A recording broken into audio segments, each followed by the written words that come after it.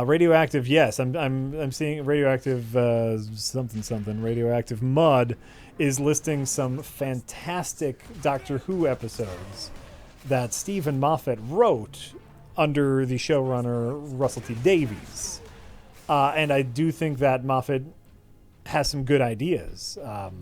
Wrote one of the greatest. Moffat wrote one of the greatest Doctor Who episodes ever, called Blink. Like, if you're going to show someone an episode of Doctor Who, you show them this episode. It's fantastic. But I think as showrunner, I think it's a bit of a prequel situation where he just had too much power, and there wasn't anyone there to balance his power, to hold him back, and that's what I think his problem was.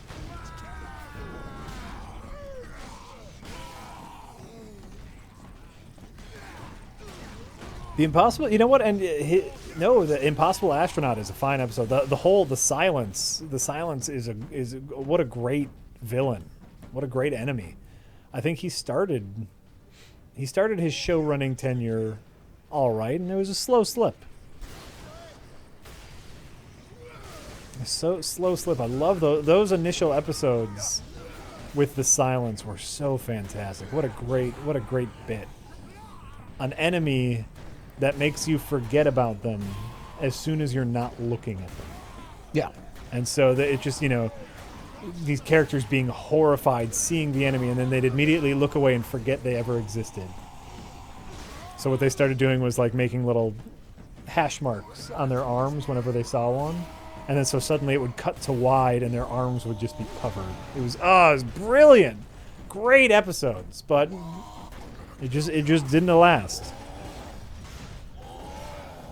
It just didn't last.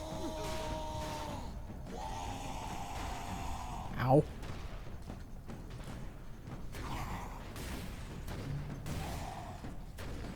Oh, he was also writing Sherlock at the same time? No, well. Maybe a lesson learned. Don't spread yourself too thin.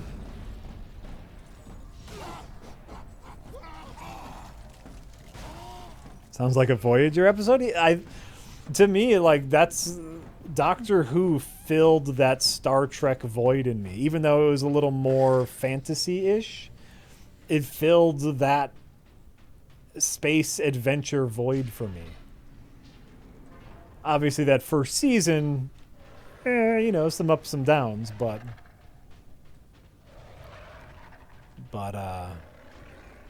especially that first episode, Rose. What a terrible episode. What terrible television that was. The mannequins that come to life. Yeah. Oh, man.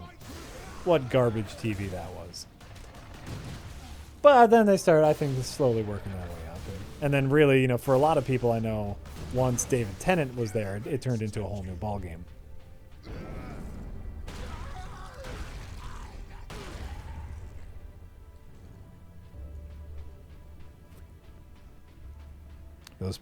Anything pre-Clara. Clara is when it really started to tumble. That's when I gave up. She was a companion. I gathered that much. She was a companion. Why is she terrible? She was a nothing character, or more so, she was so many things that she was nothing specific. She was everything. She had no defining character or weakness or even anything she was good at. She was just she was whatever the script needed that episode. And so it was hard to latch on to her as a character. The role of a companion is just to be the protagonist, really. That's supposed to be the audience's window into this crazy world. You're supposed to be the companion is supposed to be the naive one, the one that's just along for the ride. As the Doctor shows you all these amazing things, and Clara was just nothing and everything.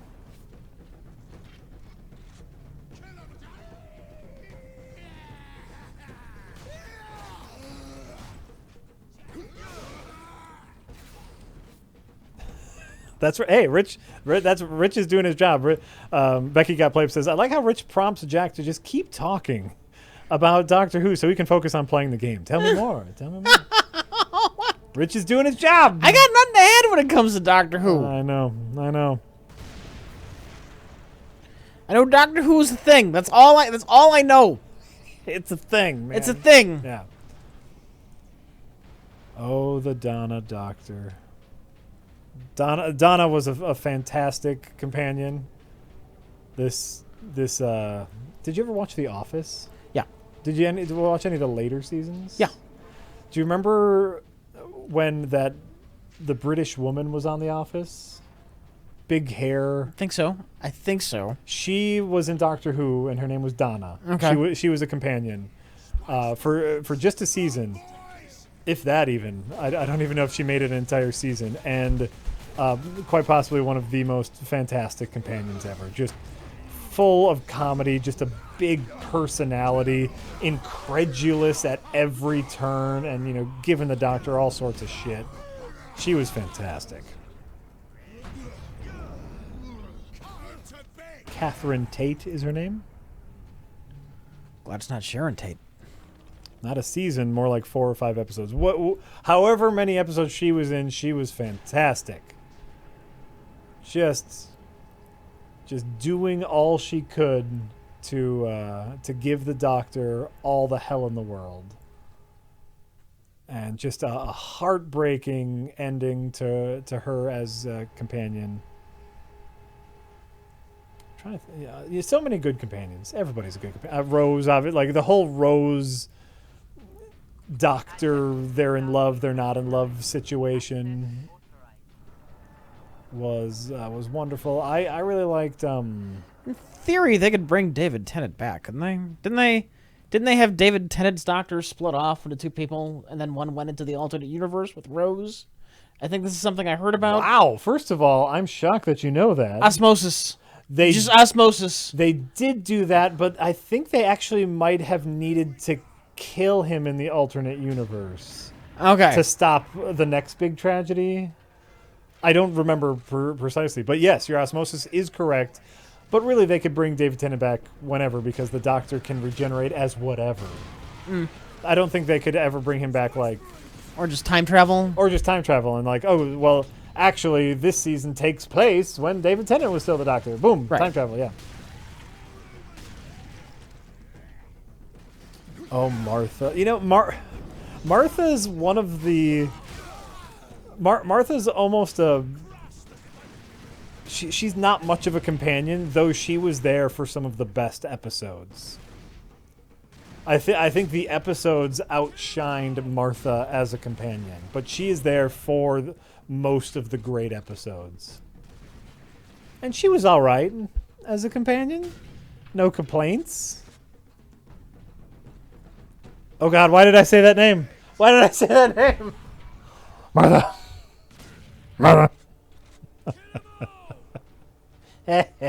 She was fine, right? Like, you can't say anything bad about Martha. There's nothing wrong with Martha. But she also didn't have a super amazing character to bring to the Doctor Who table. Oh, you know what? I think I'm gonna re-binge Doctor Who. All this Doctor Who talk is really starting to itch at me. I gotta see where I can find Doctor Who.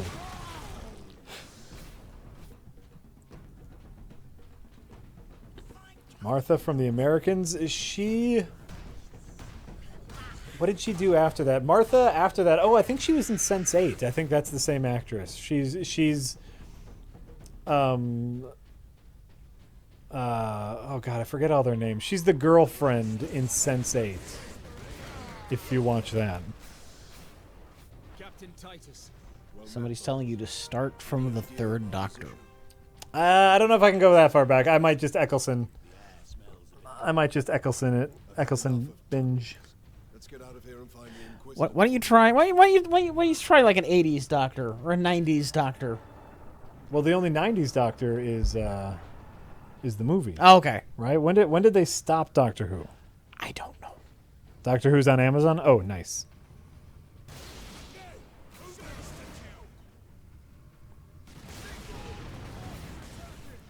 I think the only 90s Doctor was the made-for-TV movie. They might have stopped... What are you guys saying? 80s?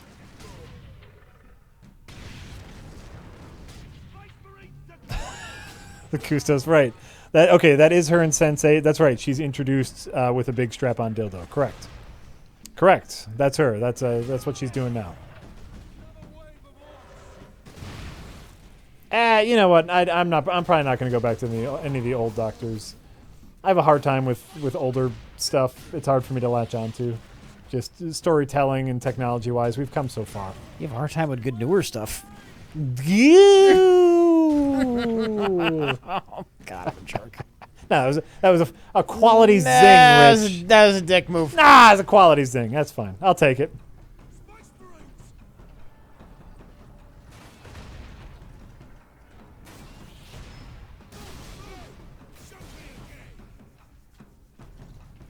That's such a lame argument. It's not an argument. It's what I'm telling you. I have a hard time with older movies and TV shows because they don't connect with me in the same way that newer stuff does. Star Trek TOS? I've never gotten into Star Trek TOS. Okay. You probably wouldn't based on what I'm hearing. I've seen a couple really good episodes, but overall, yeah. It's not it's something that doesn't speak to me like Next Gen does. Ooh, Twilight Zone, that's a whole different realm. Twilight Zone is timeless. Oh, the Twilight Zone is fantastic. And it's every episode of the Twilight Zone is absolutely timeless. There is nothing that holds the Twilight Zone back. It's perfect and beautiful. Oh, dumbass. What'd you do? I just whiffed. Oh, okay.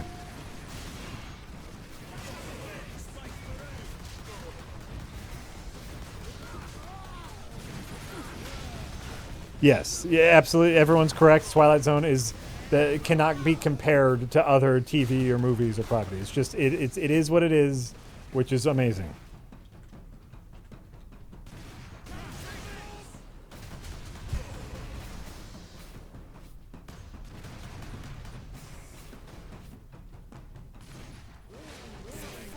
Considerate of the green scum to open the way.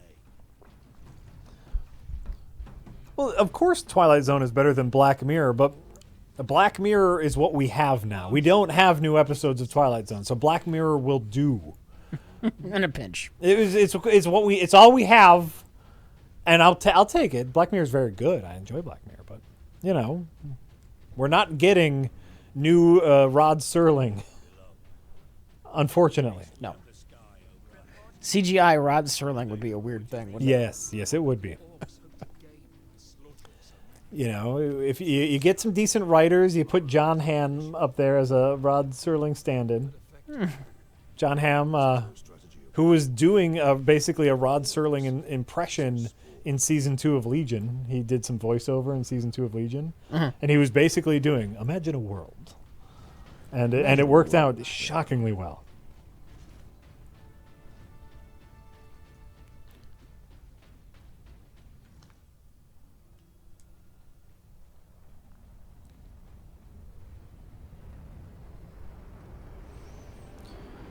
All right. Anonymous says, what are your thoughts on SpongeBob SquarePants? I didn't have cable growing up, but I recently watched the first 2 seasons, and I'm kind of amazed by how good it is. I've literally never seen an episode of SpongeBob SquarePants. I was too old by the time it was a thing. Right. Well, and I've back. SpongeBob might have been out.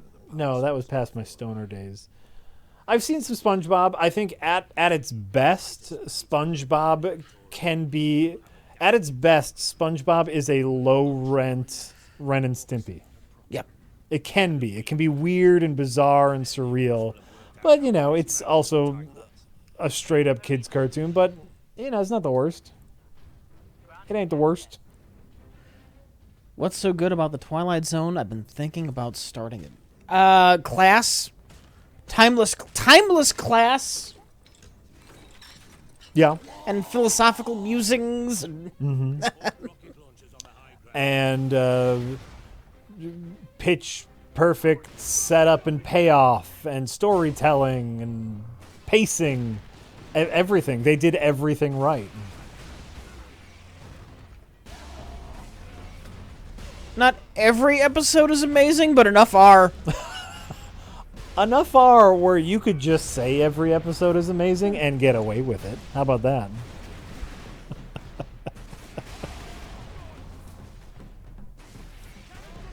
It was weird in an era where I can't imagine how that ended up on TV.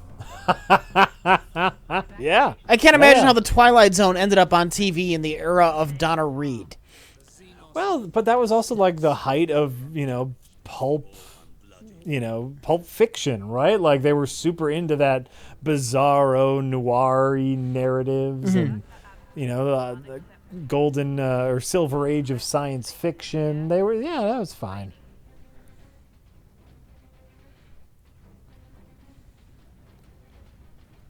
I don't have the Blu-rays of the Twilight Zone, but you know what? That's not a bad idea.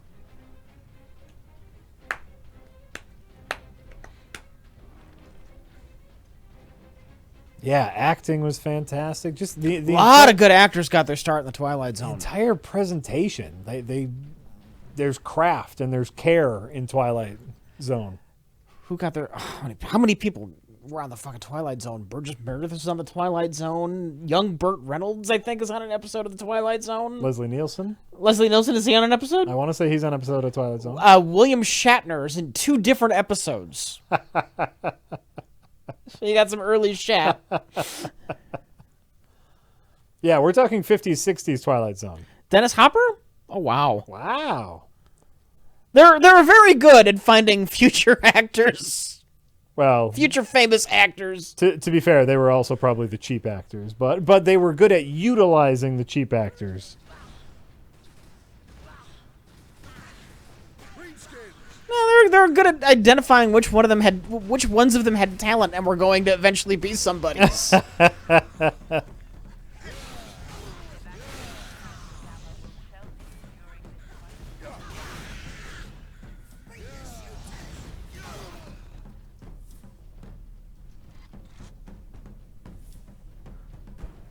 I don't know that Leonard Nimoy was ever on the Twilight Zone. No episode I can remember had Leonard Nimoy. I don't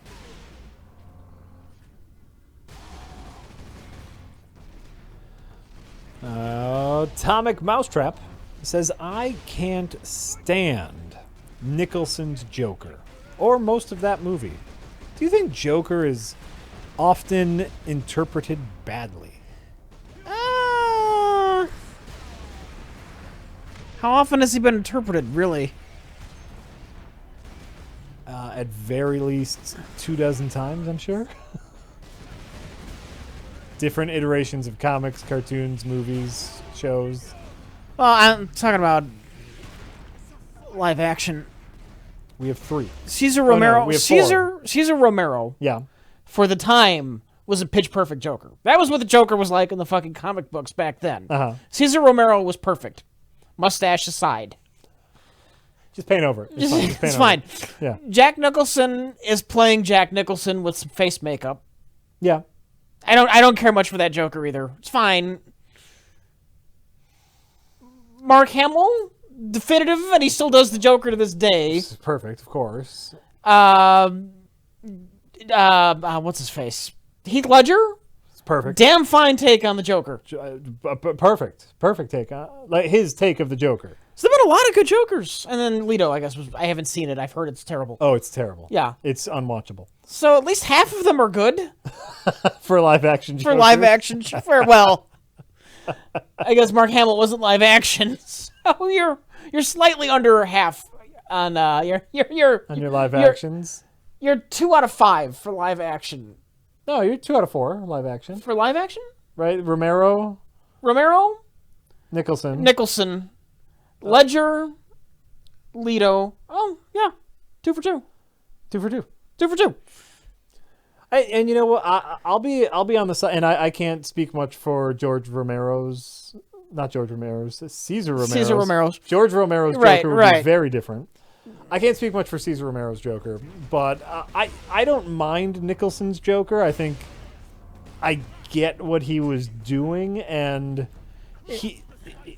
you know, it made sense for the time as It worked in that movie. It worked in that movie, and remember, this was the awkward years of superhero movies. They were still finding their footing, so it was fine. But you know, Heath Ledger has a perfect interpretation of a Joker, and you know, I know you're probably asking about Joker stuff because the Joaquin Phoenix Joker standalone Joker movie is now like is the big gossip around town. Yeah.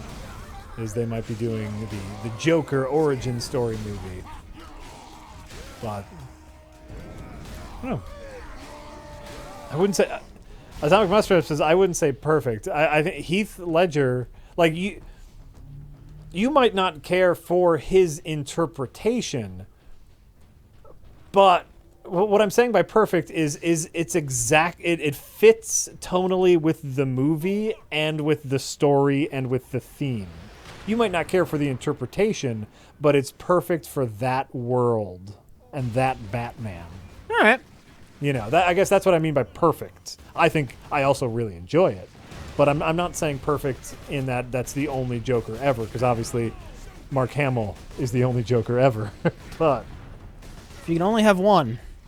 it's Mark Hamill. Yeah. Done. Not even a question. Maybe Dark Hamill. Don't just don't. Maybe if we can be choosy, I'd want Mark Hamill to have a little more of an edge to him. Arkham games. The Arkham, yeah. Arkham games. He has already done it. Boom. There you go. Then we're fine.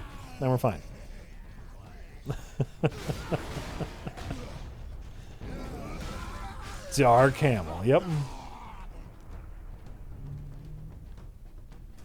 But yeah, I really don't mind Nicholson's Joker. It's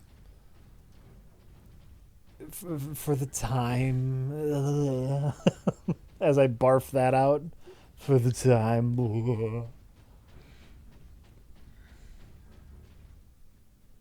I think, you know, Heath Ledger and Mark Hamill are two fantastic examples of two very different takes on the Joker, and both of them nailing it. Mm-hmm. So Heath Ledger is an interpretation, and Mark Hamill is just iconic. Well, but even Mark Hamill, it's very classic. Mark Hamill's very classic Joker. Sure, a classical Joker. But it's still an interpretation. It's still his take on the Joker. You know.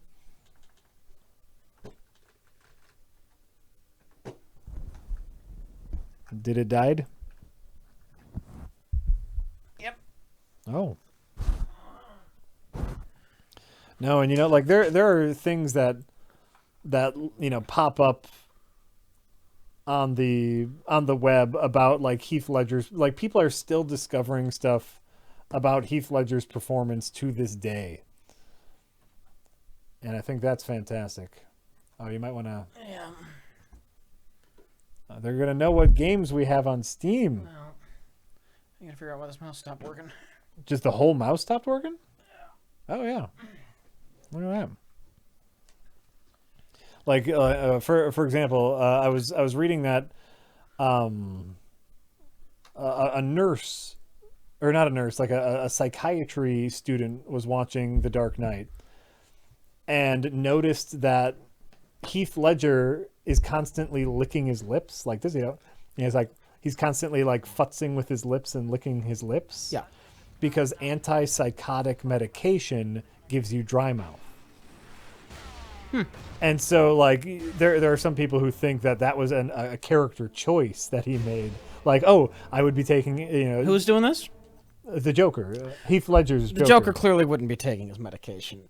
But if at one point he might have dry mouth. So... The Joker would not be taking his medication, that's true. Anyway, and I guess the moral of the story is... Heath Ledger's performance is something to be admired.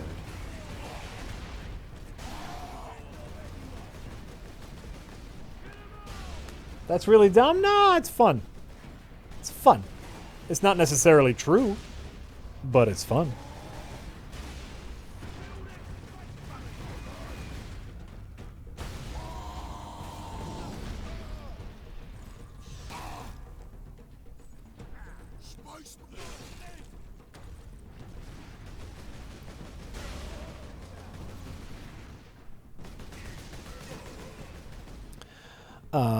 Right, let's see what we got here. We got Future Prez JRB, who says, "Hey guys, last night in Vegas and watching the stream instead of packing. How is Don Wilson's latest money-making scheme going? Capitalism, ho!" You just gonna force me to perform with. You give me nothing to work with. Gives you nothing. You literally give me nothing to work with other than just say Dan Wilson. You expect me to just pull something out of my ass? Dance. Well, goddamn it, fuck you! Who you think I am? Some kind of magician? Fuck off! Oh. Dan's been taking his medication, so he's a little subdued today. Nailed it, Rich. Nailed it! Porg Sandwich. Nope. Dildo Swaggins says, "Hey guys, have you seen the Lego Batman movie? I think it's a terrific take on the character of Batman as well as his relationships with others. It's also absolutely hysterical. Check it out if you haven't." It's adorable. I've seen it. You know, it is adorable. Yeah. It is adorable.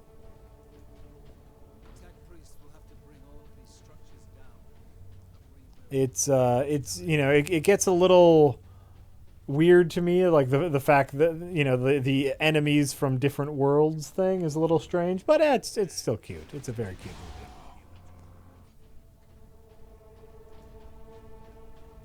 I think Michael Cera as Robin is wonderful, and just a million great jokes. That scene where Michael Cera is picking out his costume and he just rips his pants off, so he has the classic, you know, Robin green underpants. It's just great. Great jokes. Lego Batman.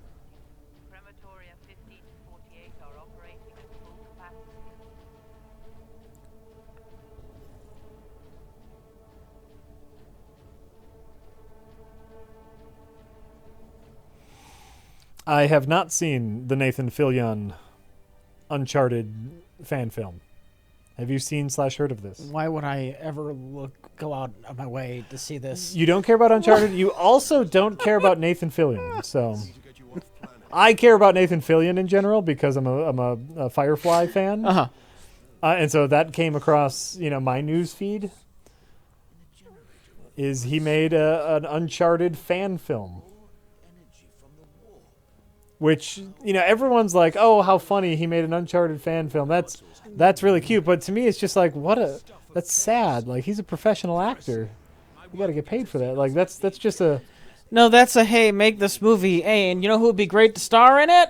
That's why it's I really want to star in an Uncharted movie. Hey, look at this attention I'm getting with my fan film for this game that everyone likes. That's why it's Hey, a little. I bet you need a lead actor for a movie about this popular game. Look at me. I'm Nathan Fillion. That's why it's a little sad to me. Yeah. Yeah. He's trying to pull a Deadpool. Ooh. Yeah. Yeah, he is. An experimental weapon at my research facility. The psychic scourge. Puffy Nathan Fillion. Well, if he got the movie, he'd probably have to work out. You didn't think to bring up this scourge weapon before. I will watch it. It is on my list of things to watch. I want to make this movie, right? Shit. It's gonna be a movie about this thing that's already a movie. It's gonna be redundant, horribly redundant. We're gonna get Nathan Fillion to star in it because he's kind of pathetic. I feel bad for him, like some kind of sick cat or something. After he's done cleaning your pool, he can star in your Uncharted fan film. It's gonna be like a double movie. We're gonna make a movie based off of the movie that's based off of movies. It's brilliant, Don. Brilliant. We can fly to the research facility. Let's find this Imperial. It's gonna be like having double vision. We'll make a game based on the movie. It'll be the first Uncharted game. So they have a game based off of the movie, which is really based off of a movie, which is based off of other movies. I love it. You're doing a great job. See, I need something to work with. You can't just say do Don Wilson. There needs to be a concept, an underlying concept. And by the way, like I don't mean to bash on Nathan Fillion. I think he's fantastic. I enjoy him as an actor, and I'm sure he's a good guy. I honestly have no idea. But from an outsider's perspective, it seems strange that someone who is a professional in the industry would go to such lengths. He's just passionate about it. Maybe he loves Uncharted. And that's very possible. That could be possible. I could be reading this incorrectly, but it strikes me as cynical. I don't know that it's cynical. I don't know that I'd say that. It strikes me as calculated. Transparent is the word I would use. It's It's not a fan film. It's an audition. Yes. Yeah. Oh, there we go. That's a fine way to put it. It's a very expensive. It's an expensive audition.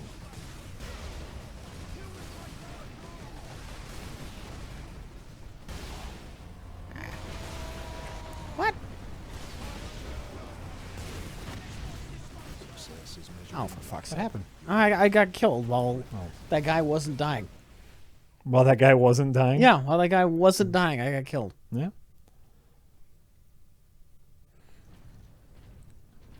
Ryan Reynolds loved Deadpool. He did, but that was the talking point. Out of all the Deadpool stuff, that was always the talking point, is how much of a fan Ryan Reynolds was of Deadpool. And I haven't seen that with Nathan Fillion and his love of Uncharted, or he's just a big fan of the games. And so he thinks he can do it. You know, like I said, to me, it's a little cynical, but hey, it's fine. It's fine. Everything's fine. It's fine. Okay, Porg Sandwich says, hello, gents. I watched Billy Madison and Happy Gilmore today for the first time and never laughed once. Did Mr. Sandler hypnotize America? Yes. He can only be funny the way people think Jerry Lewis or Mr. Bean is funny. Is being absurd the same as being funny?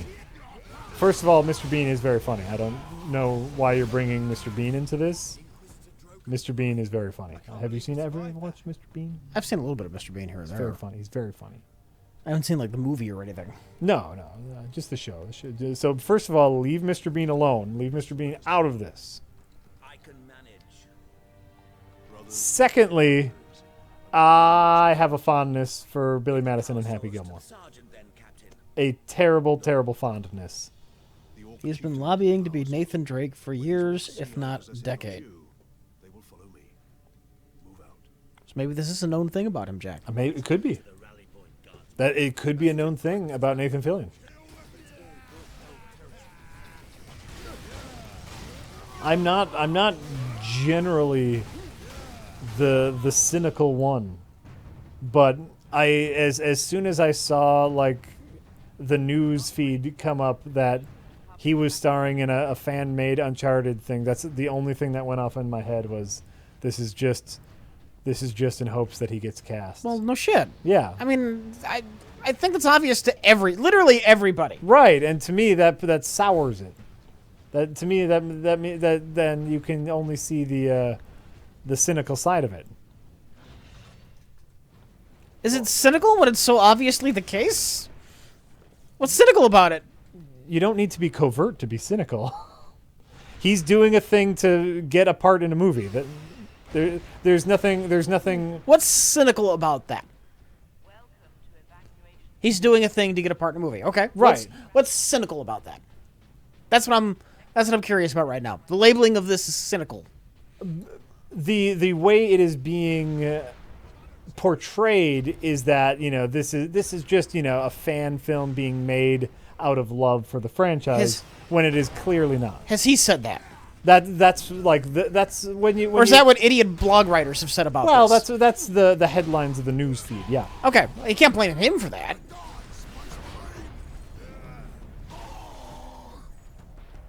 People who write news feeds are idiots these days.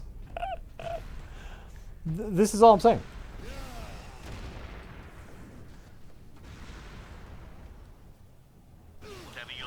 I don't think it's cynical. It's showing the dumbass studio that he could pull it off. Yeah, but that's what he has like an agent for. To me, the cynicism lies in. Maybe his agent told him to do this. That's possible. Maybe his agent said it worked for Deadpool. You gotta make a fan film. Yeah. You gotta give him a test. You know, let him see what you can do and how perfect you're gonna do. Oh, and see, like, to me, that would be fine. His agent is Don Wilson. Of course, his agent is Don Wilson. To me, like that would all be fine. Where if he just says like, oh, like if the story was Nathan Fillion thinks that he would be such a good, what's his name? Nathan Drake, that he made a movie to prove it. Like, boom, all cynicism is quashed. He just made a thing to prove that he could be good. I care about what he said, not the headlines that morons are writing. I don't know what he said. Okay. I do not know.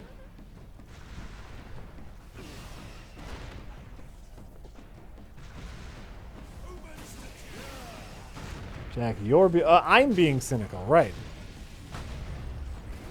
That's what I'm saying.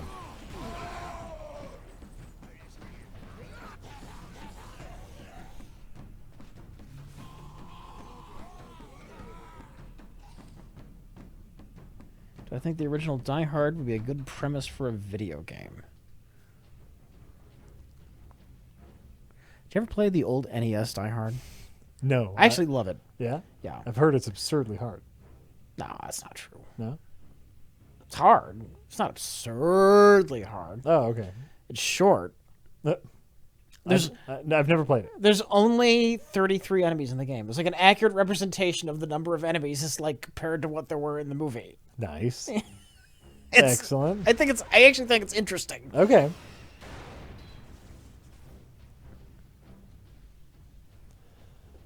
Didn't it have a thing where you could actually like lose health by walking on broken glass? Not health, speed. Your feet have a separate health meter. Okay. So if you walk on broken glass, that goes down real fast. you have to find bandages for your feet.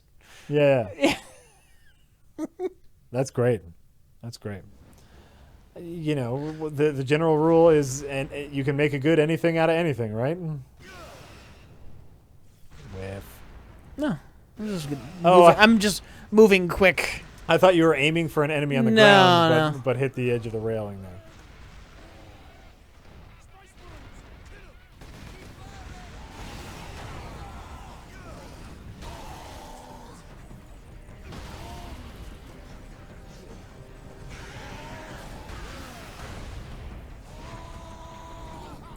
There was a Die Hard PC game release called Die Hard Nakatami Never played it. Plaza. It was a first-person shooter.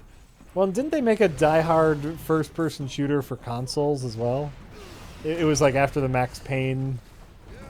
So, of course, it had bullet time of some kind. I don't know. They made a Die Hard for the consoles. There've been Die Hard games. Some kind of arcade game. But you know, the idea could be really neat. An original Die Hard movie where, you know, you have just free reign over the building, and you got to set traps. You have limited health and ammo, and you have to do what John McClane does. You have to. You could do it in the style of like a survival horror. Yeah. Where you do kind of want to avoid the enemies for the most part. Mm-hmm. You make the whole tower open world. You know, you can go anywhere, do anything, and then you make it a little adventure gamey where you find pieces over here, add them over here, and that's how you can trap the elevator. You have to find a way. You don't necessarily have to do it the same way you did in the movie, but you have to find some way to get the attention of the police. Yeah. Yeah. Exactly. Yeah, they could be fun. Actually, that could be a nice small game. Yeah. You know, it's only one building. That's it.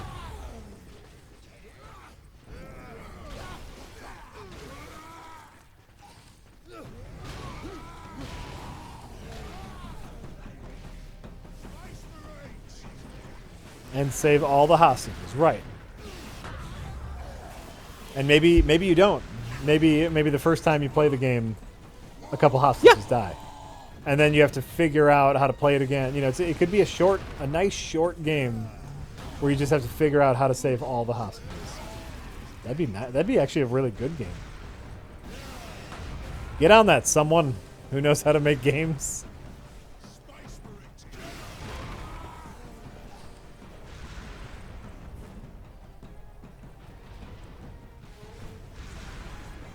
No, not an asymmetrical multiplayer. Like, No! Fuck off! just make a nice short, you know, action stealth puzzler thingy.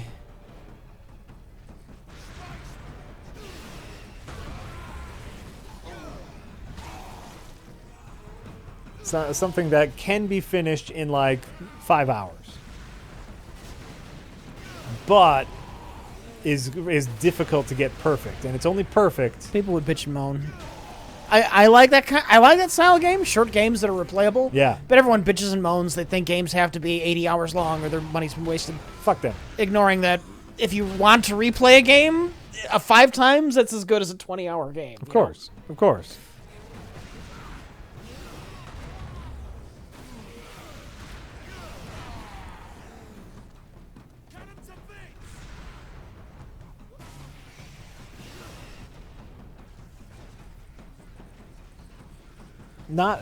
It's okay if you like longer games, but not every game needs to be a long game.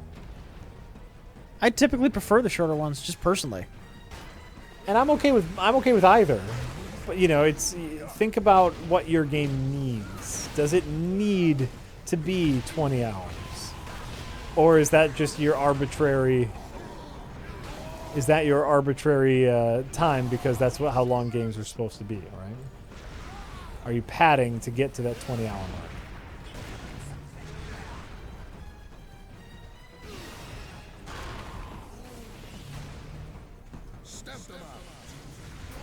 But pork sandwich, to get back to your tip,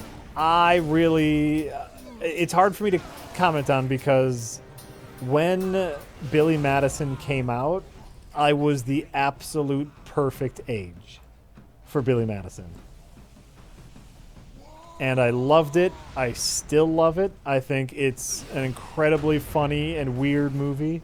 God damn it. And I actually don't think it gets as much love as it should. Mostly because Adam Sandler has gone on to make terrible, terrible movies. But Billy Madison, and to a lesser extent Happy Gilmore, I think are fantastic comedies that I've watched several times and enjoyed several times. So. The guy spawning all these guys in does not want to appear where I can fucking see him and kill him. It's starting to drive me nuts. Oh, there's a guy that spawns all the bad guys? This particular group. Oh, okay. Is he the guy in the doorway there? Yeah, there he is.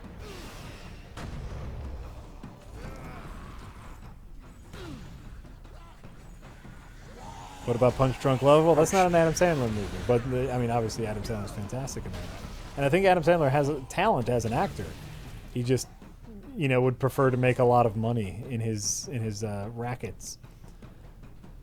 But no, Billy Madison is just a perfect encapsulation of absurd comedy. It's such a weird premise. It's a good pace. The jokes are very silly and oftentimes nonsensical. And I really like Billy Madison. Happy Gilmore was a weird one, though. Happy Gilmore was the first instance of Adam Sandler using a corporate tie-in as part of the joke. And back then we let him get away with it because he's breakdancing.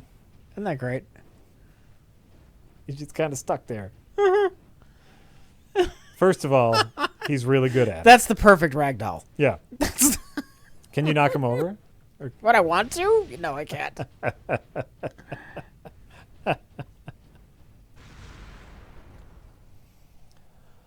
But yeah, for anyone who's seen Happy Gilmore, there's a joke in it later on where he just needs money to buy his grandma's house back, and as a professional golfer, he just does a Subway advertisement, and so like that's the joke in the movie is that he does a Subway advertisement, which was clearly just a Subway advertisement. Yeah. But that was because that was the first time he did it, and really that was the first time in movies where like he was getting away with it, because like the joke was we're doing a sponsored thing in our movie, but we're pointing it out, so it's okay because that's the joke. But then he just kept doing it more and more and more. Sorry, it's alright. But I have a special place in my heart for Billy Madison and Happy Gilmore, and I love them. Jesus has a special place in hell for Adam Sandler. No, he's a lovable huckster. he's adorable.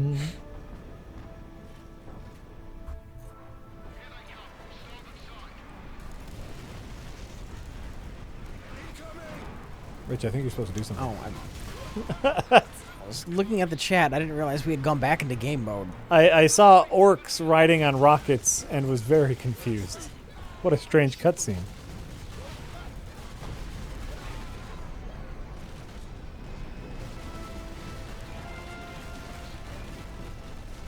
Huckster Jack, you mean con man? Isn't that the same thing? Isn't a huckster a con man? Yeah. Yeah. But he's a lovable con man. You know why? He's done some good work. So we're going to let him get away with some of his worser instincts.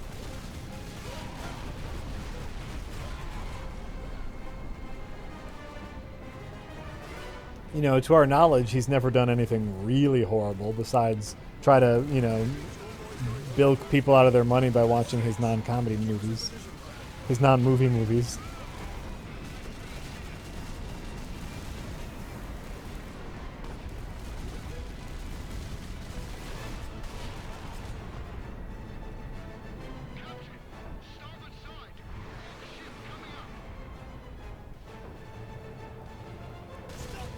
But can you forgive Pixels, Jack? Can you? I remember like a lot of people were really harsh on Pixels when it came out. And I remember us just being more sad than anything. It was so clear that Adam Sandler did not want to be there, and it was, it was just a very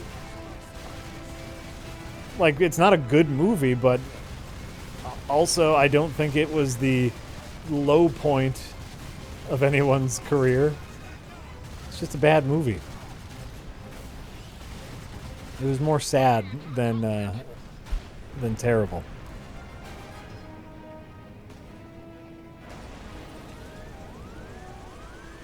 Pixels better than Ready Player One? No, Ready Player One was just standard. Uh-huh. It wasn't super exciting, but it wasn't super offensive. It wasn't super terrible.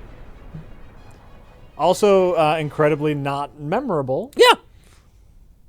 A lot of memorable things borrowed by it. Right. But yeah, no, Ready Player One was fine.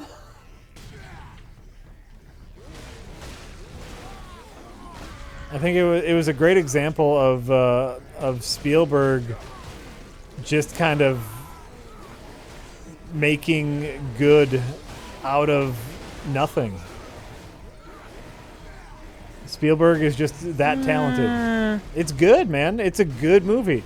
Now, Spielberg didn't write it, and he wasn't in charge of those things, but like... I expect more from Spielberg. No, if you just look at the movie, like... We're talking about a man who made a career out of elevating schlock. Uh-huh. He didn't elevate anything in Ready Player One. He's lost his touch. Oh, and see, I think he did elevate it. I think he elevated it to the point where it's perfectly standard. I think everything in that movie screams this should be horrible. And Spielberg was like, nah, I can turn this into something. He made adequate out of horrible. I think he made adequate out of adequate. I don't know. I think there was a lot that should have gone wrong in Ready Player One. And it didn't really. I went into Ready Player One just ready to cringe and ready to like have a bad time, and it was an alright movie. So I think that's Spielberg's magic. He made it. He made it an alright movie.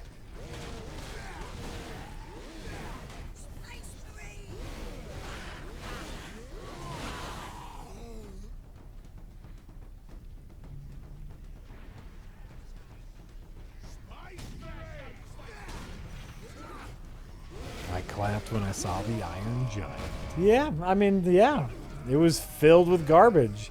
It was filled with so many other properties that it had no identity of its own. That's a big problem because, like, try to remember who the main character of Ready Player One is.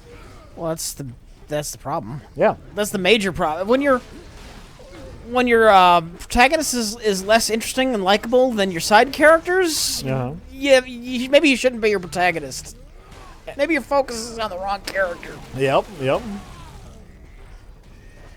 How about this? So when your protagonist is less interesting than his side characters, and the side characters are less interesting than the things that they are writing, there's a problem.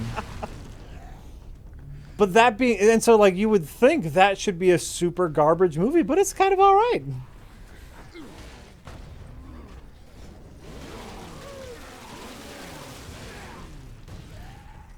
Mad Max. Look, Max is super interesting.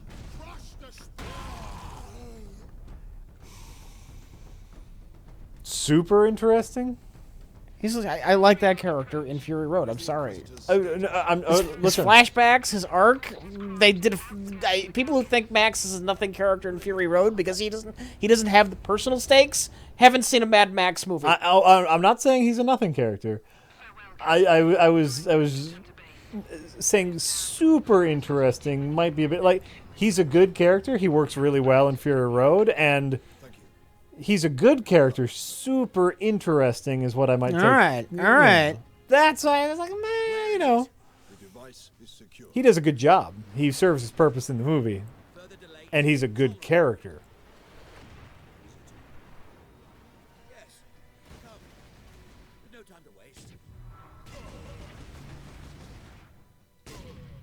He's Max. He's Max. Right. He's out for himself, and he gets caught up in other people's crap. Absolutely. That's what Max has done since after the first movie. Yes. Oh yeah. No, and it works. It definitely works, and I like that about Max, the reluctant hero. Yeah. It's a fine character to have. I don't know if I would call that super interesting. All right. That was my own. I don't want to be in on it. You know, he's a good character. So Jack, tell us about the Venture Brothers.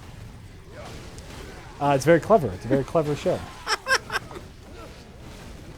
I think their jokes, and the way they kind of create the mythos of the world as part of the joke is very well done and very clever.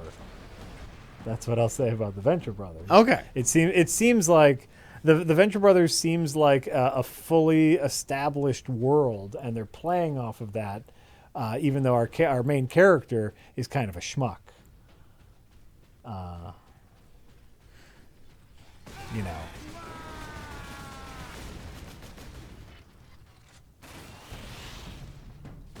It's 3 generations of degradation. Yeah. The Venture Brothers. Mm-hmm. You have the grandfather, Yeah. Jonas, who was just super fucking amazing and competent at everything he did. Uh-huh. And then his son, who is just a pathetic version of his father. But still has some brains. And then his sons, who are an even more pathetic version of their father. Yes. And then what I can only assume What I will only assume we find out later is that the monarch is a brother. The creators have said they have refused to detail why the monarch hates Dr. Venture. Oh, okay. I assumed we would find that out later. No. We have not found that out. No. Based off of some context clues, I'm assuming that the monarch is the brother. That's fan speculation. Okay, all right. That is certainly not something that the creators have stated. Okay, then that's fair. No, it's and like I said, it's all very clever. And the jokes are well crafted. I enjoyed that bit in the garage sale where, you know, finally the monarch's having some relationship problems with Dr. Girlfriend. You don't know the half of it. And you know, she's lost passion for the relationship because Monarch has obviously lost his passion for being a villain. But then, you know, he has a big speech, it's all rousing, and he poofs and zip lines away only to be revealed that he was just waiting up there for everyone to leave, and then he'll slink away. Like, that's cute. That's all cute.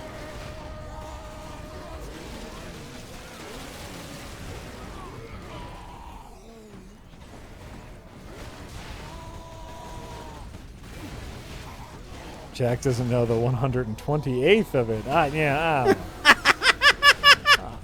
know. Based off of the 4 episodes I've seen, it's all fine. Everything's fine. Jack doesn't know. Hate is a really strong word. It is.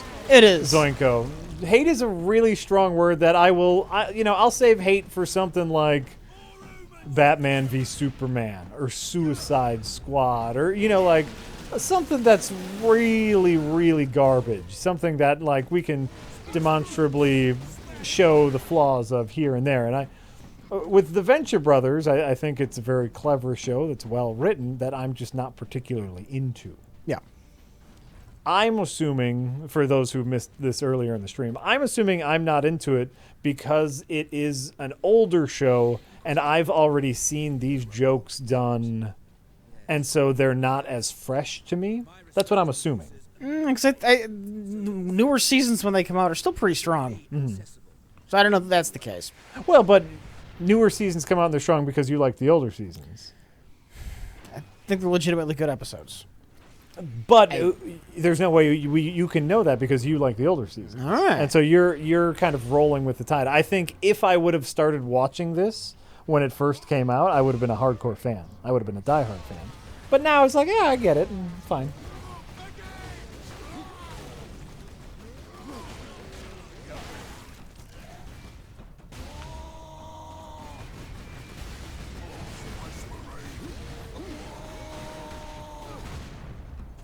I need to reevaluate my TV watching. Nah, I'm good. I'm fine. I like what I like. I eat what I like, man.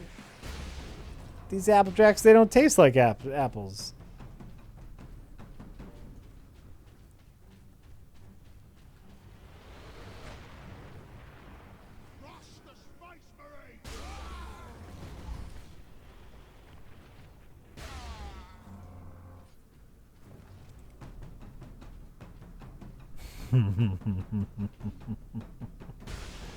The reason you don't like season 1 is that it was written and meant to be a straight-up Johnny Quest parody. Then they got signed for further seasons, and it became the show that people liked. Yeah, it's very possible. It's very possible. But I think if you don't like Ghosts of the Sargasso or Tag Cellurate, you're probably just not going to like the show. Mm-hmm. It's fine. It's all going to be fine.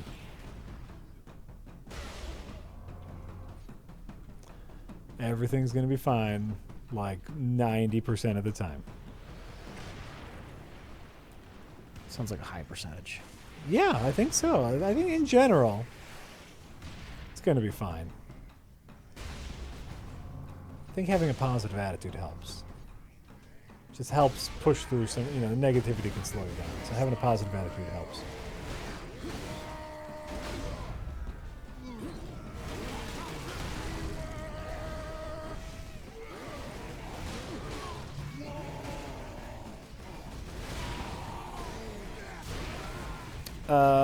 True Blue Review. It says, hey guys, I recently watched Ashen's play Dream Quest. Ashen's play Dream Quest. Okay, I don't know what that is. It's known for having some of the best gameplay and the worst graphics ever in a video game. If you like Slay the Spire, I highly recommend it. It's really fun to play, even if it's hard to look at. Okay. Ashen's play Dream Quest. That sounds fake.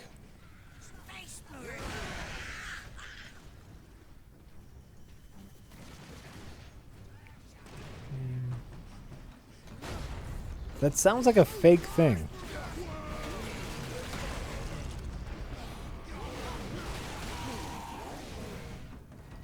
Oh, Ashen's is a person. You just watched a person play the game Dream Quest.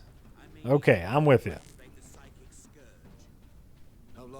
I'm with you, True Blue Review. I get it. All right, I opened it up on my tab here. I'll look into it. Dream Quest is a game. Bad graphics, good gameplay. Cool.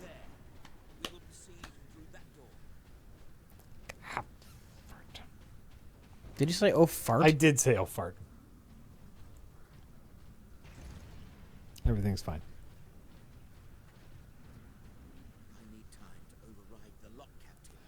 Understood. I did see that CW wants to make a Batwoman show. Yes, they're having a good time making those shows. I've not watched any of my garbage CW shows in quite a long time. There's been actually good TV to watch. There's been a lot of really good TV to watch. I just like that you refer to them as your garbage shows. Yeah, they're my garbage shows. It's fine.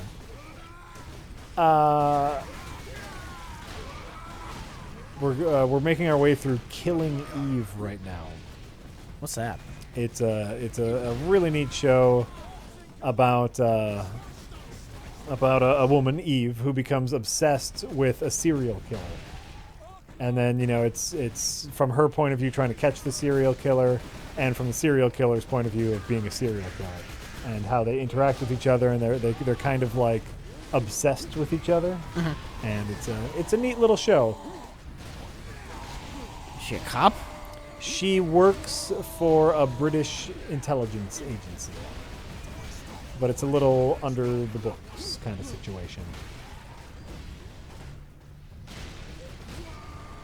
So far, it's good. I only have a couple more episodes, so I don't know if it gets bad, but I think it's neat. I think it's neat, and the lady who plays the killer is having a lot of fun with it. She's very silly and having a lot of fun with it.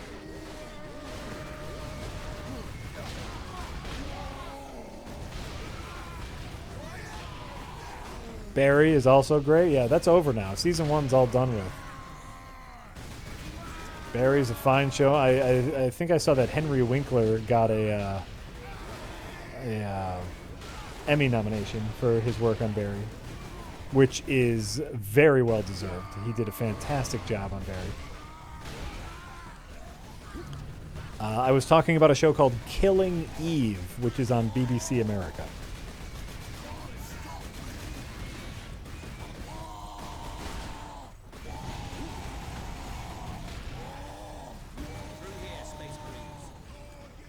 God, so much yelling. So much yelling.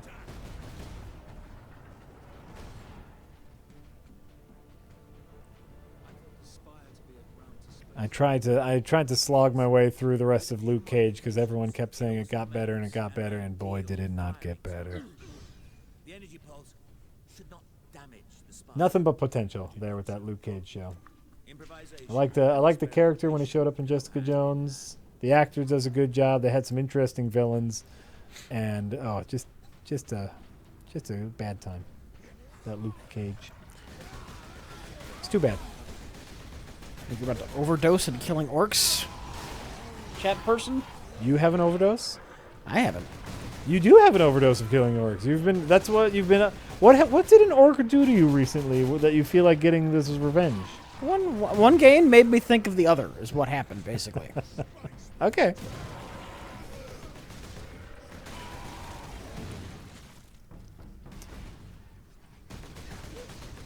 One game made me Yeah. Ooh, I like it when you pop their head. That's neat. Just pop. Yeah. Pop.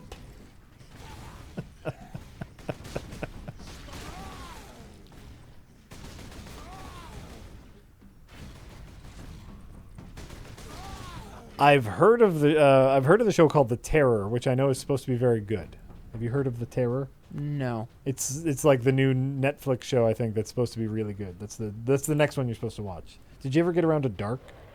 The German sci-fi thingy? I don't even remember hearing about it. Oh man, that one's great.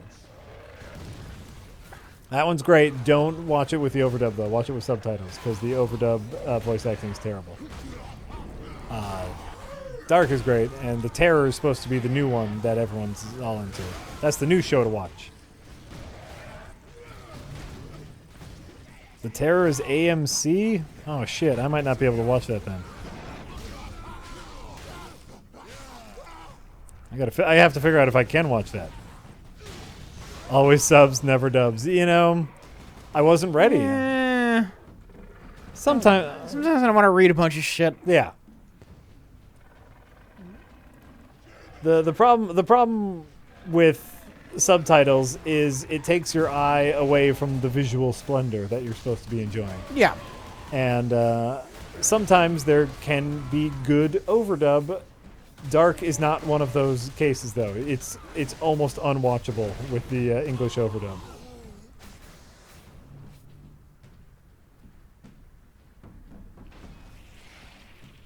Maybe I'll just wait for the American remake. Fuck it. It's Netflix. There's no guarantee they're going to do the American remake. They don't give a fuck. This isn't your mom's corporate television where they find the show that works on BBC and bring it over to America. It's already here. They already got it.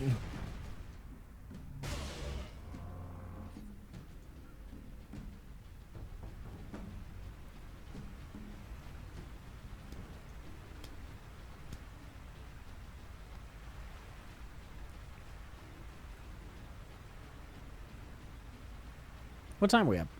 8:40. Okay. We are at 8:40, Rich. We're about 3 hours in. Okay. Getting tired of killing orcs? A little bit. Okay, that's fine. And if you want to end early, we can. I have a bit of a hand situation at the moment. Yeah. My hands are hurting, Chad. Don't worry about it. It'll be fine in a couple days. See how quickly I can get to the next chapter Okay. of the game. These pipes lead There's going to be a Broadchurch American remake? What? God damn it, James Cameron. Are you serious? What if it's great? Could be. But Broadchurch is already great. Why do we need an American? I don't know. It already exists and it's already great. It happened with The Office. American Office is great. British Office is great too. You see that?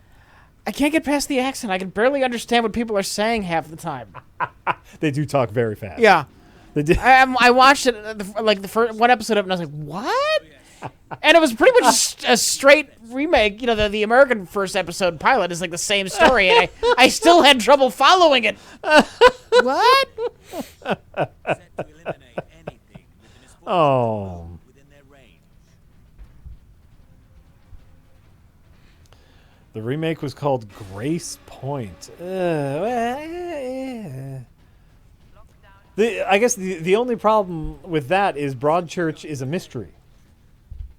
It's a whodunit. It's a solve the crime. And so if they do an American remake, is it going to be the same crime? Will I already know the answer? Maybe they'll change it up, Jack. Maybe. Or maybe there's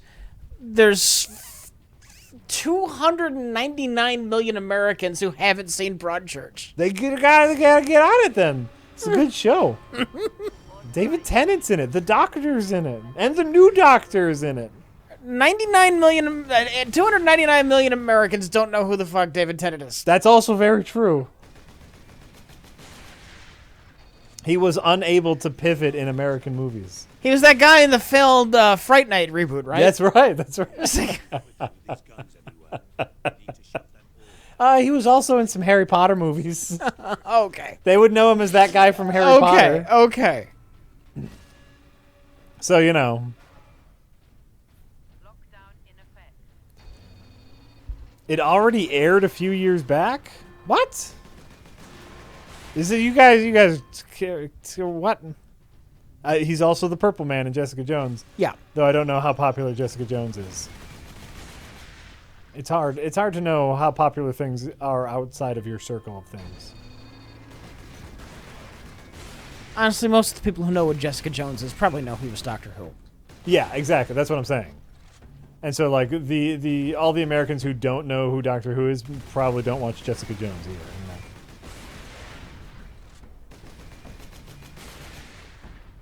know? Oh, shit. Okay, so I'm getting some news here. It was called Grace Point, and Tennant played the same role he did on Broadchurch in the American adaptation.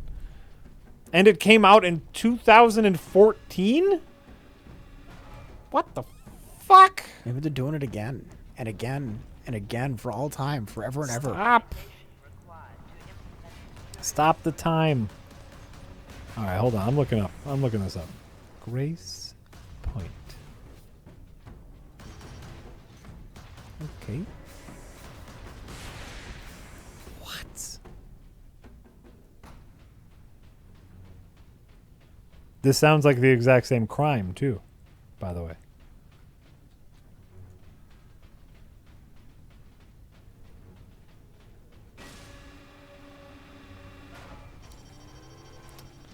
I might have to watch a couple episodes. To see how similar it is. How interesting.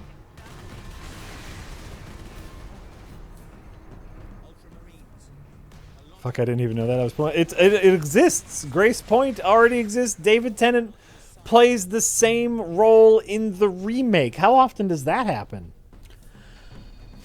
It's an interesting question. I don't know. Where an actor gets to reprise his role, but everything else is completely remade.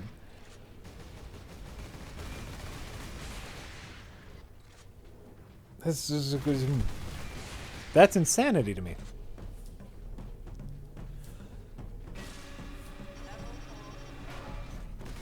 The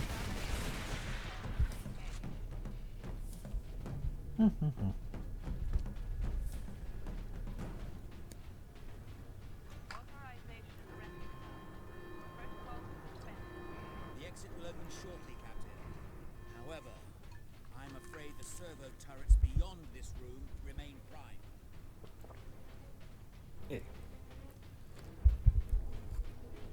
What's kept in these containers? Specimens needed for my research. Specimens, cages, operating theaters, displacements. Oh, okay. People are pointing out other roles in which they've reprised in the remake. Vanilla Sky, the Tom Cruise remake, had Penelope Cruz reprise her role. Burt Reynolds is in the Adam Sandler remake of The Longest Yard.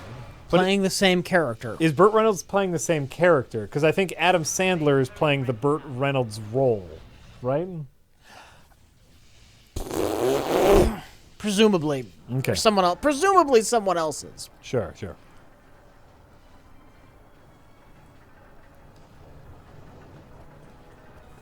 core is still active. Excellent. If this is the firing core, Inquisitor, does it discharge through the whole facility? No, not precisely. The core actually raises Yeah, and so anyway, the top of the facility. just interested in people playing the same role in the remake. Like they did a what was it, like a German movie version of the girl with the dragon tattoo? Mm-hmm. And then like when David Fincher did his movie, everyone was recast but one dude. Like, if that happened, they were like, wow, that dude must be great. No one else can play that role.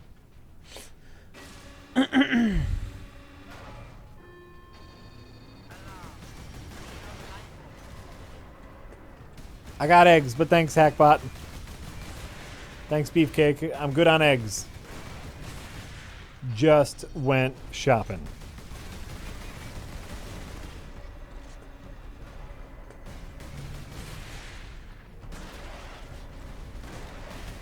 Swedish. Oh, the Swedish version of Girl with the Dragon Tattoo.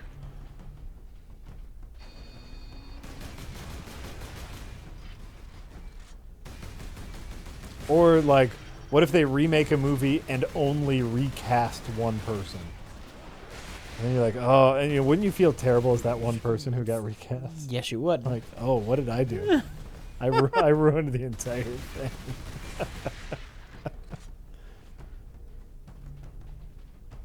It's probably time to stand up.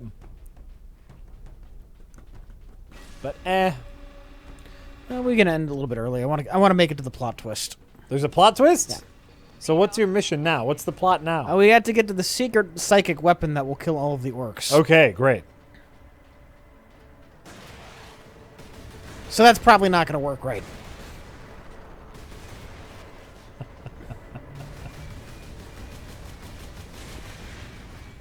There's a psychic weapon that will destroy all orcs. Yeah.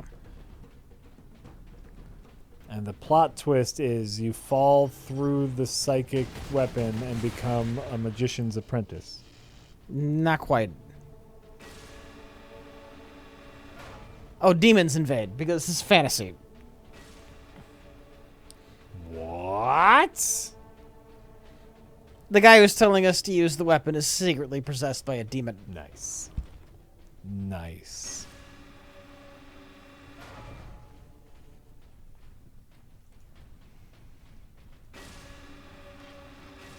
The Swedish Girl Who movies are really quite great, although quite bleak. I know the books are very. My wife is a fan of the books. The David Fincher movie, I think, is very beautiful. Though, I mean, like it's very beautiful. It's just I don't understand. I don't necessarily understand what the hype is with the story. It's just kind of a little simple little mystery story.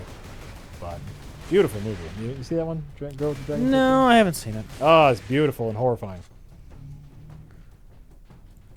Beautiful movie. Strange though. Strange movie. Not a Because she has a dragon tattoo? she has a dragon tattoo, so spoiler alert. 2, I've seen arguments that The Girl with the Dragon Tattoo is a 5-act movie. Okay. Generally, we think about movies as having 3 acts. Yeah. And because most do, but The Girl with the Dragon Tattoo is actually an example of a movie with 5 acts, and so it's a little unusual. Like the movie, has a plot to resolve, and it gets resolved, and then there's an extra 15-20 minutes of a movie where a whole different plot thing gets resolved. Okay. And so it's a very unusual movie to watch if you're used to solid 3-act movies.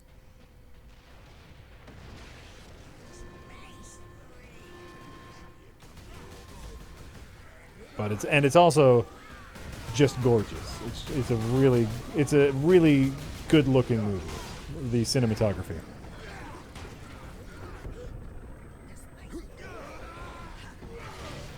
So.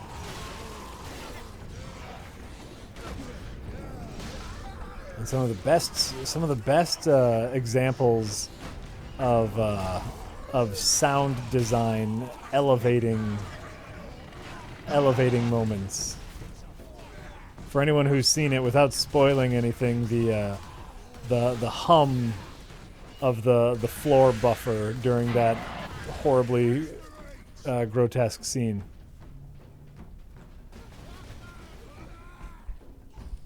Place the canister into his cradle inside the power core, Captain. Do we risk It's Fincher, right? It's Fincher, so it's beautiful. The canister. Okay, this is it. You're opening the portal. Oh, we're close. I have to go do one other thing upstairs, but yeah. Good, Captain. I think it was floor buffer, or was it a vacuum cleaner? Is finally at an end. I thought it was a floor buffer. Stand clear. Psychic surge firing sequence commencing. Alarm. So I know I played this a bit before, but if we ever play it again, I'll know where I left off, and I'll just finish it up at some point. Damnable thing. Yeah, like this is 2 streams of this game, and you're giving all the viewers blue balls. Just starting the campaign. I know. I shouldn't do that. Yeah. Where? In the firing chamber. Board the lift, Ultramarines. Oh, that's right, Mecha. The girl with the dragon tattoo also had the score done by Trent Reznor. Really? Yeah, and it's good. And it's good and weird and just the right kind of. It's it's great. Great. It's great. You know what? It's great. You must hurry. It's fine. No, it's a fine movie. It's. I was very taken aback because, like I said, the story is very basic, and I was expecting a more a kind of a deeper story. But everything else about the movie is so good; it elevates it all. Except for, of course, like I said, the 5-act structure. It's worth a watch just to kind of be off kilter, storytelling wise.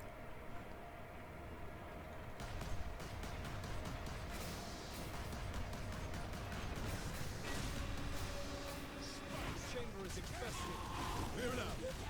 No mercy. Rich, have you ever seen the time travel film Primer? Nope. No. I also have not. I know that's one that we're all supposed to watch. Like, Primer is famously a sci-fi time travel movie that had like a $5 budget. Oh, okay. I was thinking of the one with Bruce Willis Inquisitor. and what's his face from Looper. You're thinking of Looper. Which I haven't seen either, so I haven't seen Looper either. Looper is supposed to be really good. I didn't see it, unfortunately.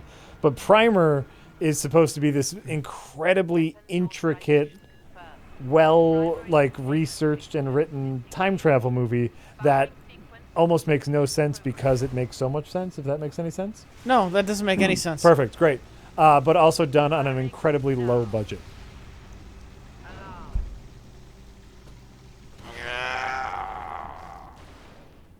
Did you kill all the orcs? Oh no, I didn't kill all the orcs. The orcs are still there. What? I know. Looking for you, Space Marine. You got something of mine.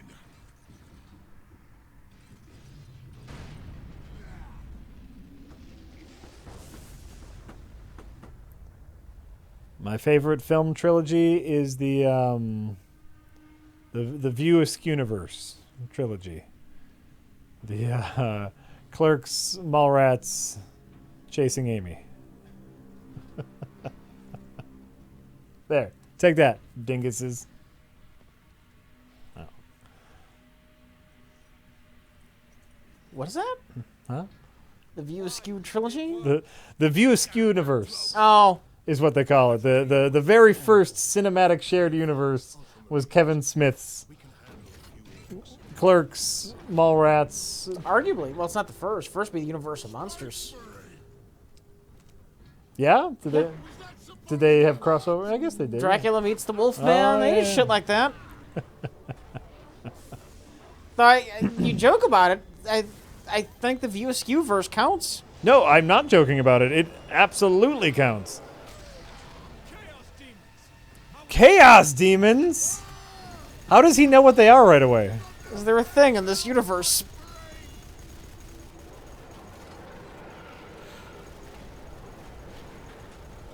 Presumably, Space Marines are well taught and versed in all the things they're asked to kill. Sure. Ooh, look at that guy.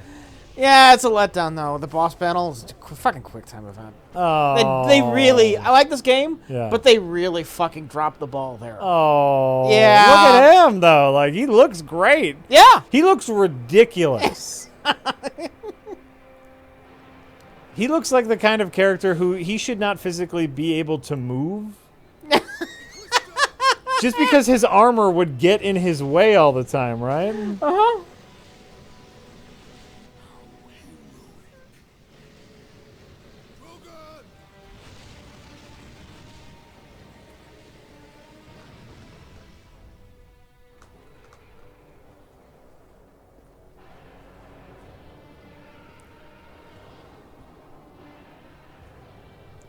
He's the traitor. Served you well. Ooh, look at his arm. Yeah. Got like a little robot arm. I think one of the Space Marines has a robot arm too. Ah, nice. The old guy with the burnt face. Uh-huh. That's always fun. I like robot arms.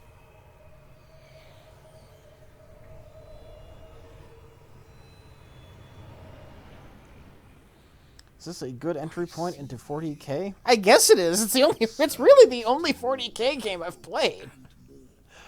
Well, it looks just like a good shooter. I know a bit about 40K, just like osmosis and curiosity. I'll go like read up on the Wikipedia pages about it. Like, what's a Space Marine about? I mean, what's all that about? I'll look it up. So I've read about some of the lore. But... Sure. Like if you don't, so I think it's fine. but like aren't the other games are like real-time strategy games, right? It's different. Well, mostly it's a tabletop board game. Right. Yeah. An expensive one, because I know they charge an insane amount of money for the little models. Like I have Blood Bowl, which I think also takes place in this universe, which is a tactical football game. Probably not this universe. It might be, actually. Yeah? Chat, does Blood Bowl take place in the Warhammer universe? Which impressed my servant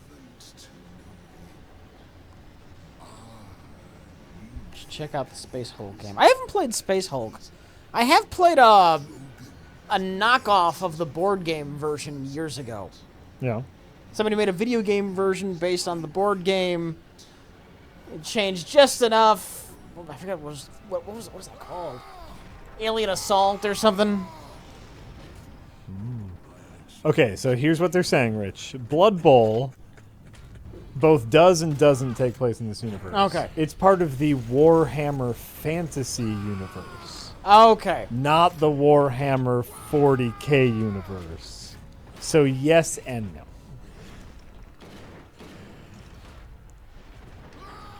But I guess what like the point is like if you think you'd be interested in it and you like shooters, like you play the shooter. Yeah.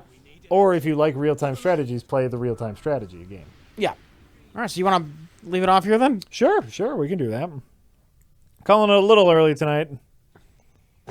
My hands hurt. I know. Got a couple more tips here. We got Tharticus who says, "Hi, Rich and Jack. I was watching old TV shows, such as Penn and Teller Bullshit and Ollie G, both my personal favorites during my college years.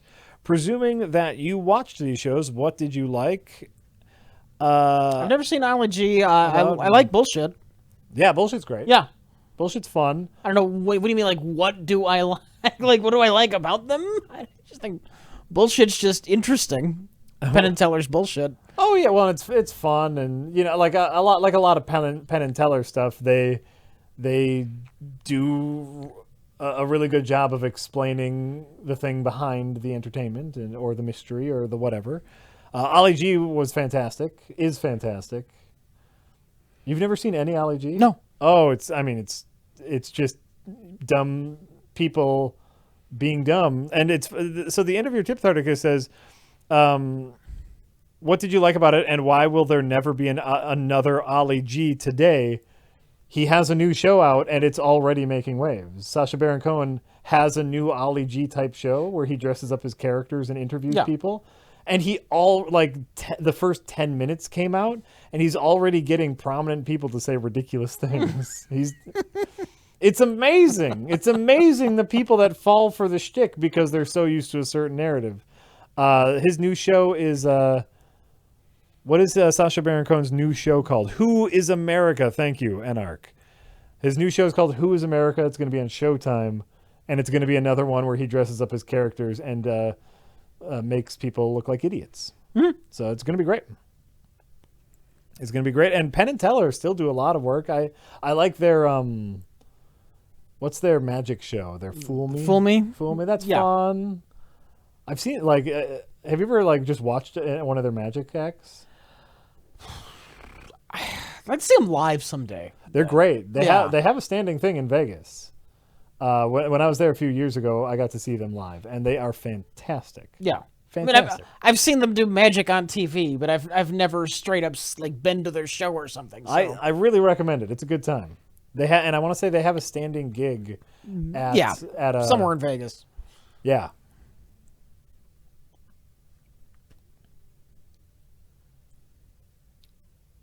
Fool us, not fool me. Fool us. Sure. So, anyway, so there's going to be a new allergy. And Joe Kitty 001 says, the Mimic, the Lurker Above, the Trapper, the Stun Jelly, the Piercer, Gas Spores. use these monster traps, Jack. I got a mimic. I got a mimic in mine, and I have my new D&D adventure has a long detective-y thing. I'm stealing wholeheartedly from Witcher 3 because my boys have been watching me play Witcher 3, and they really like the detective-y, the detective vision parts. They like it like, oh, I got to find this monster. I'll use my Witcher sense. And, oh, there's some footprints. Oh, I smell them now, and I follow this. So I made a whole mousetrap route for them to follow all the clues to get to the monster. Yeah. So, like, I have everything set, but they want to play their own games. Oh, how terrible that your children have found something they love and enjoy. That was a joke, obviously. And their creativity is getting in the way of your creativity. Jeez, Jack, you know what you ought to do, Jack? What? You ought to just beat the shit out of them in Smash Brothers. Knock them down a peg. Just keep knocking them down.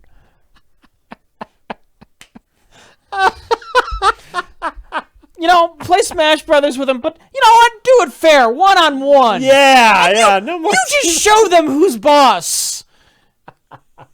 No more of this 2-on-1 garbage.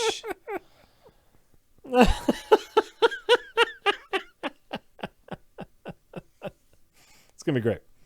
It's gonna be great. No, so like I have my next mission all planned out. They have to, after they go on this monster hunt quest. I have a mimic. I actually bought. I found on Etsy someone handmade a little mimic thing, and so I have one that's just a treasure chest, and it just looks like a treasure chest. But then as soon as they get close, I'll swap it out for the treasure chest with teeth. The mimic, right? And they've never seen that before, so they are gonna shit their pants. It's gonna be great. Are you gonna have some kind of clue? That it's a mimic? What is a mimic and what isn't? Yes. My idea is if because it's gonna be in this cave, right? Yeah. And so my thought is if they roll perception, if they roll a high enough perception, I'll start giving them some clues. But they'll have to look for it because that's a big D&D thing is like scanning the room, like look around, right? Right. And so then maybe like if they roll high enough perception, like they'll hear breathing or something, or like soft winds blowing, you hear some squishy noises. A lot of it you kind of make up on the go. But yeah, if they I made a radius around it. And so like if they're within this radius, they'll be able to hear something. If they're in this radius, maybe they'll smell something. Okay. Yeah. And so yeah, I have that working out. I have this little church, like the church of this group that wants the skeletons to rise, and they need to get through the church, which will have a bad guy, and then there's a tunnel into the secret lair where they can destroy the thing that makes the skeletons come alive. Does he just want his wife back? Is that why he wants skeletons? The bad guy? Does he have a motive that's not just I'm a weird cultist? Not that that's wrong. No, I'll probably make something up, but no, I didn't think that far ahead. No, they're just weird cultists, and they want the skeletons. Okay. They worship the skeletons. That's all I have. I'm writing for 10-year-olds, so I'm not super worried about deep characters, but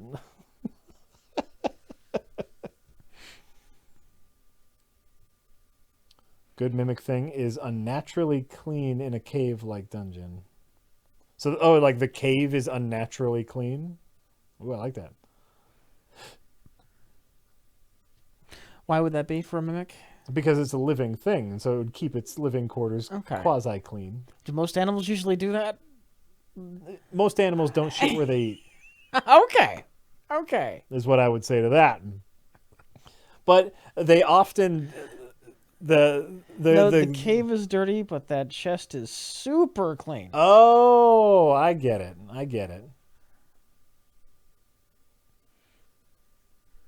The mimics. So like the cave is super dirty, but the treasure chest looks brand new. Ooh, that's a good hint. I like it, you guys. Yeah, no, and we're doing the timer thing. Where, after so many minutes, more skeletons pop up. Yeah. And we just got to find a day. It's going to be great. Everything's going to be great. All right. Now is the point of the stream in which we thank all of you who came and subscribed to us during this very stream, much like Storm Templar, who says, Oh. Oh, no, I can't. My hands hurt. Jack injured his hand. I injured my hands. Fist bump, nothing. There you go. Wait, I did it. Totally did it. Next time. Blavad for 22 months in a row. Tardcore for 16 months in a row, who says Space Marines. Space Marines. Jack Lamont. Temper Tantrum. Observatron 9000 for 21 months in a row. Chibolith for 22 months in a row. Luca Jones, who says, yo. Kib 99, who says, been watching for a few more than 2 months, then realized I could support y'all for free with Amazon Prime. Thanks for all the laughs and good times. Panini Meanie. Emma Ruru, who says, hope you guys have a great rest of the week. Thank you. My tummy giggles, who says an important question: guns or thorns? You'd probably rather have a gun in most situations.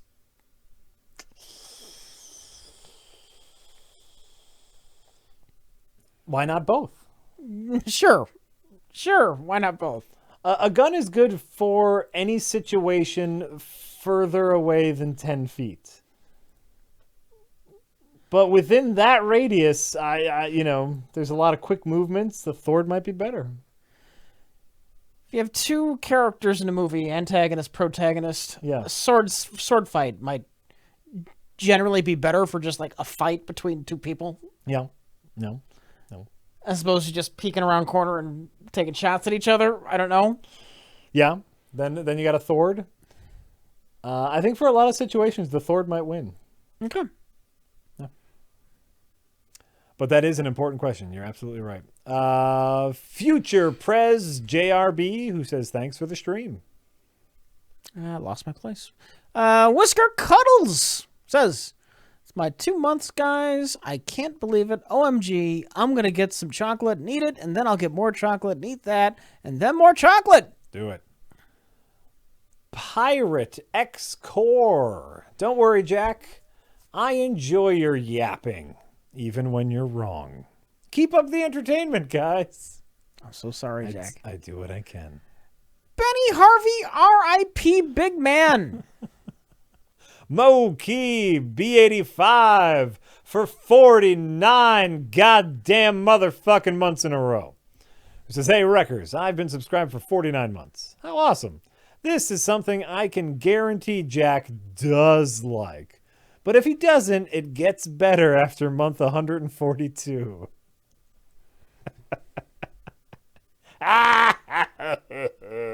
Thanks, Mookie.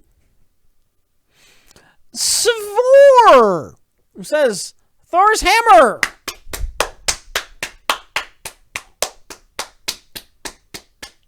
Woo!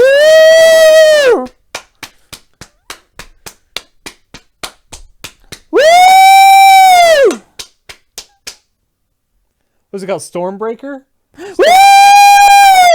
No, I just Yes! is that the name? Thor!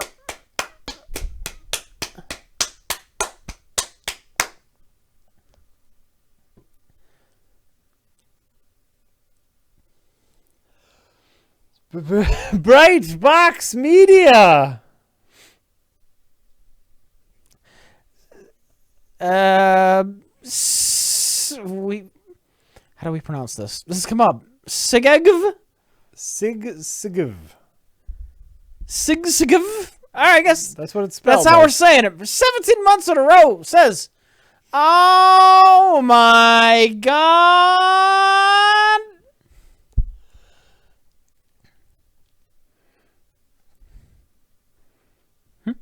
You said the thing. You said the thing. Oh, You said the thing. I can't believe you said the thing. Woo!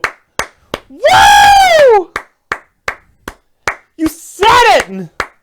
that was a reference to the thing I just did. Woo! Reference to clapping! Wait, now are you referencing my clapping? Yes! Yeah! Fuck yeah! Fuck yeah!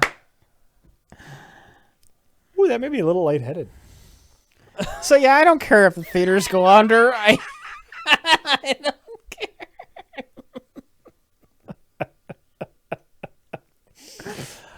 Tingless.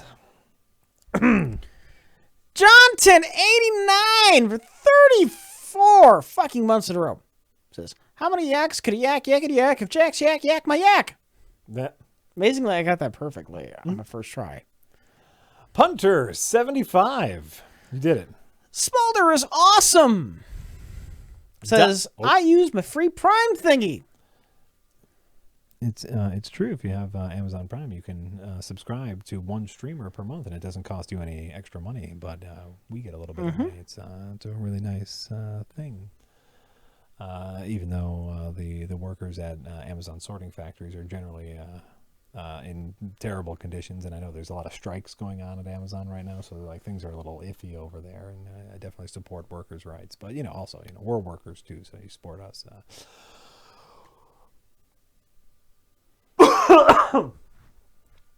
I forgot where we were. DeGlocky. Pizza Train 11 for 41 fucking months in a row. I said, yeah, no, that's motherfucking months in a row. That is motherfucking. Pizza Train 11 for 41 motherfucking months in a row. Says, hey, you hacks. Might be quitting my job soon, so this might be the last one for me for a while. Enjoy. No problem. Thank you. Do what you can. You didn't have to do this one, man. Save your money if you need to. Absolutely. Noob Camper 89. Yerp. I'm sorry? Yerp. There we go. M Fox. Oh. Blinky Way. Who says spoon? Not in the face. Not in the face. I get reference. Sean. For 34 months in a row. Fucking months in a row. For 34 fucking months in a row. Who says, are we going to get a Batman He-Man countdown if they hit it off in the crossover issue? They're doing a Batman He-Man crossover? They're doing all the crossovers. That's so fucking They're weird. very popular. Rocky Loot.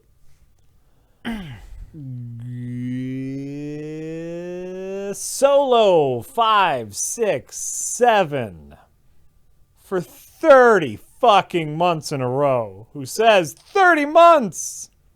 Aimless Corsair says, magnanimous, generous, or forgiving, especially towards a rival or less powerful person. That's what I would have assumed, but I didn't really know. Sure. Well, and you were obviously using that in a sarcastic way. Yeah. And so like As I've heard it used before. right, and like using context clues I kind of knew, but I didn't know the exact definition. Yeah. 530 Skeptic, who says, Rich, are you going to get Anthem? No. Or does BioWare just need to Yes. die? BioWare's already dead. Don't you realize that what is there is a corpse? That the people who made BioWare have already moved on. It's just the dancing corpse? It's the dancing EA corpse puppet. Yeah. Yeah. They got their strings. And it looks kind of blah regardless. I don't know. Big ugly suits flying around a really ugly looking world. Okay. I'm sold. I'm sold? Sour Frog! A slight buzzing for 15 months in a row.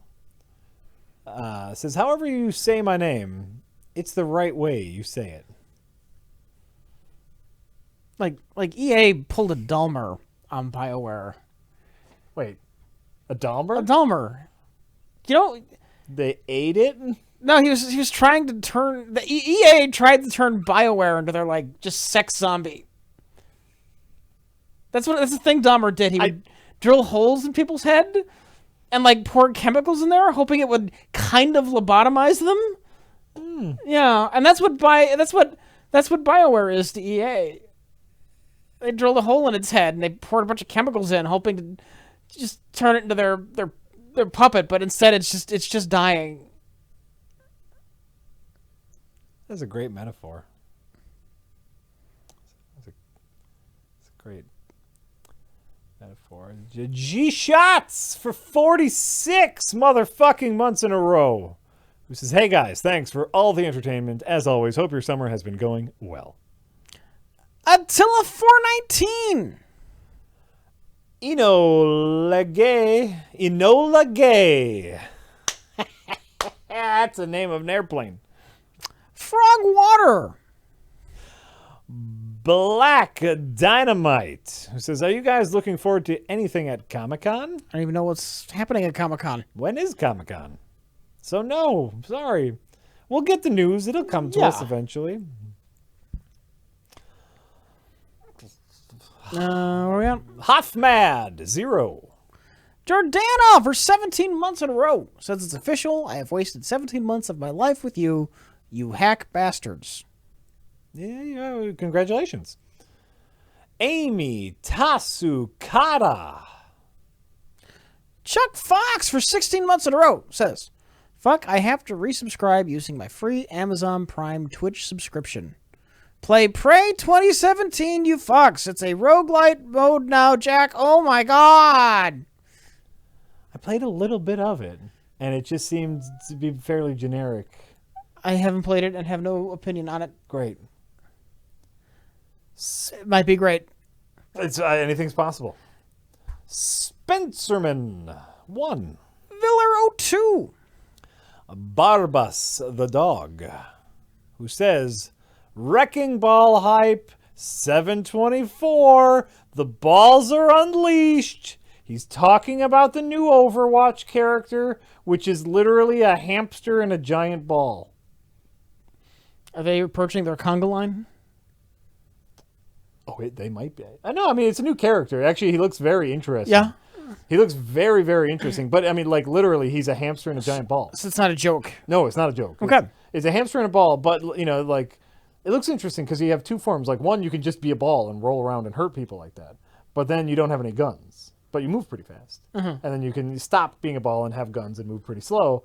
But he also has, like, a Spider-Man type mechanic where he can, like, grapple onto stuff. And then he's literally a wrecking ball. Like, you can swing around and hurt people.